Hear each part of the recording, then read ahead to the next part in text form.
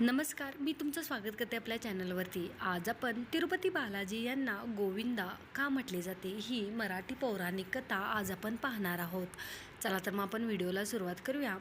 श्री महालक्ष्मीच्या शोधात भगवान विष्णू जेव्हा भूलोकात आले तेव्हा एक सुंदर घटना घडली।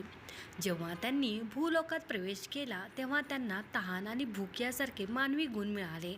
भगवान श्रीनिवास एकदा ऋषी अगस्त्य यांच्या आश्रयस्थानात गेले आणि म्हणाले, मुनींद्र, मी एका विशिष्ट मोहिमेवर भूलोकावर इथे आलो आहे आणि कलियुग संपेपर्यंत इथे राहणार आहे। मला गाईचे दूध खूप आवडते आणि माझ्या रोजच्या गरजा भागवण्यासाठी मला अन्न म्हणून त्याची गरज आहे। मला माहिती आहे की तुमच्याकडे अनेक गायीसह एक मोठी गोशाळा आहे, तेव्हा माझ्या गरजा भागवण्यासाठी तुम्ही मला एक गाय देऊ शकता का? ऋषी अगस्त्य हसले आणि म्हणाले, स्वामी, मला चांगले माहिती आहे की आपण श्रीनिवास यांच्या मानवी स्वरूपात श्री विष्णू आहात। मला खूप आनंद आहे की या विश्वाचा निर्माता आणि शासक माझ्या आश्रमात आला आहे, पण मी आपली माया जाणतो व मला हे देखील माहिती आहे की तुम्ही माझी भक्ती तपासण्यासाठी हा मार्ग अवलंबला आहे। तर स्वामी, माझी एक अट आहे, मी माझ्या गोशाळेतील पवित्र गाय केवळ अशा व्यक्तीला मिळाली पाहिजे जो त्याच्या पत्नीबरोबर येईल। मला तुम्हाला गाय भेटवस्तू म्हणून द्यायला नक्कीच आवडेल, परंतु जेव्हा तुम्ही माझ्या आश्रमात देवी लक्ष्मीसह याल तेव्हा गोदान देण्यासाठी विचाराल तेव्हाच मी ते तसे करू शकेन। तोपर्यंत मला क्षमा करावी। श्रीनिवास हसले आणि म्हणाले, ठीक आहे मुनिंद्र, तुम्हाला जे पाहिजे होते ते मी नक्की करेन आणि ते त्याच्या जागी परतले।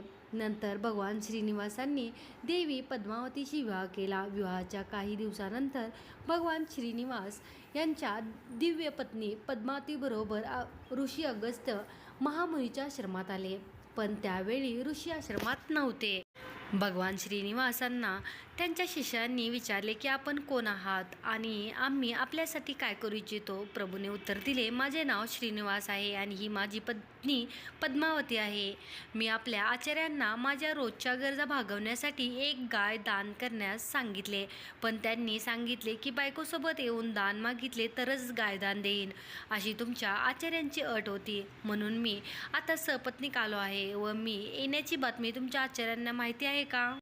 शिष्य म्हणाले की आमचे आचार्य आश्रमात नाहीत, म्हणून कृपया आपली गाय घेण्यासाठी पुन्हा परत या। ऋषींच्या शिष्यांनी नम्रपणे सांगितले। श्रीनिवास हसले आणि म्हणाले, मी सहमत आहे, परंतु मी संपूर्ण ठिकाणाचा सर्वोच्च शासक आहे, म्हणून तुम्ही सगळे शिष्यगण माझ्यावर विश्वास ठेवू शकता आणि मला एक गाय देऊ शकता। मी पुन्हा येऊ शकत नाही। शिष्य म्हणाले, कदाचित आपण या ठिकाणाचे शासक आहात किंवा हे संपूर्ण विश्वही तुमचे असू शकते, परंतु आमचे दिव्य आचार्य आम्हासाठी सर्वोच्च आहे आणि त्यांच्या नजरेत व त्यांच्या परवानगीशिवाय आम्ही कोणतीही गोष्ट करणार नाही, जिद्दी शिष्यांनी उत्तर दिले।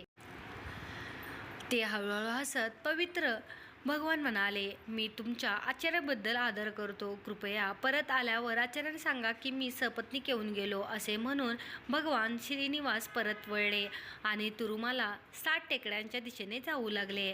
काही मिनिटांनीच ऋषी अगस्त्य आश्रमात परतले आणि जेव्हा त्यांनी आपल्या शिष्याकडून त्यांच्या अनुपस्थित श्रीनिवासांच्या आगमनानंतरचे ऐकले तेव्हा त्यांना अत्यंत नैराश्य आले। श्रीमन नारायण स्वतः लक्ष्मीसह माझ्या आश्रमात आले होते, तेव्हा दुर्दैवाने मी आश्रमात नव्हतो। खूप मोठा योग माझ्याकडून हुकला, तरीही काही हरकत नाही, पण श्रींना हवी असलेली गाय मला दिलीच पाहिजे। व ऋषी ताबडतोब गोशाळेत दाखल झाले आणि एक पवित्र गाय घेऊन भगवान श्रीनिवास आणि देवी पद्मावती यांच्या दिशेने निघाले। काही पावले धावल्यानंतर त्यांना दूरवर भगवान श्रीनिवास आपल्या दिव्य पत्नी पद्मावती सोबत दिसले। त्यांच्या मागे धावत जाऊन ते पवित्र ऋषी तेलुगू भाषेत ओरडू लागले, स्वामी, गोऊ इंदा। तेलुगूमध्ये गोऊ म्हणजे गाय आणि इंदा म्हणजे घेणे आणि तेलुगू ही तिरुपती वसलेली स्थानिक भाषा आहे। स्वामी गोविंदा, स्वामी गोविंदा, स्वामी गोविंदा। पण भगवान मागे फिरले नाहीत। आपल्या धावण्याचा वेग वाढून महर्षी अगस्त्य अधिक मोठ्याने आणि अत्यंत भक्तिभावाने ओरडू लागले।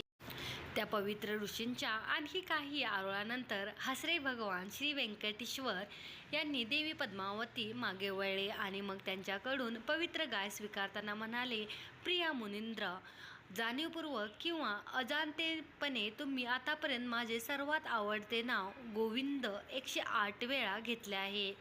मी 28व्या कलियुगाच्या अखेरपर्यंत या पवित्र ज्ञानंद्री पर्वतावर एका मूर्तीच्या रूपात वास्तव करणार आहे. जोपर्यंत मी या भूलोकात या मूर्तीच्या रूपात वास्तव करेन तोपर्यंत माझे सर्व भक्त मला याच नावाने हाक मारतील. या पवित्र 7 टेकड्यावर माझ्यासाठी एक मंदिर बांधले जाईल आणि दररोज मोठ्या संख्येने भक्त मला भेटायला येत राहतील. हे भक्त या टेकड्या चढताना किंवा मंदिरात माझ्या समोर असताना मला याच नावाने हाक मारत, हे मुनींद्र कृपया लक्षात ठेव, जेव्हा जेव्हा मला या नावाने हाक मारली जाते तेव्हा तेव्हा तुझेही स्मरण होते. जर कोणताही भक्त कोणत्याही कारणामुळे माझ्या मंदिरात येऊ शकला नाही तरी त्याने केवळ गोविंद या नावाचा त्याच्या सोयीनुसार कित्येक वेळा जप केल्यास मी त्याला त्याच्या हक्काचे सर्व काही देईन. जे भक्त 7 डोंगर चढताना या पवित्र नामाचा किमान 108 वेळा जप करतील त्यांना सर्वांनाही मी मोक्ष देईन. आज आपण तिरुपती बालाजी यांना गोविंद असे का म्हटले जाते याबाबत पौराणिक कथा पाहिलेली आहे. तर हा व्हिडिओ तुम्हाला कसा वाटला नक्की सांगा आणि व्हिडिओ आवडल्यास आपल्या चॅनलला सबस्क्राईब आणि व्हिडिओला लाईक करायचं विसरू नका. व्हिडिओ पाहिल्याबद्दल खूप खूप धन्यवाद.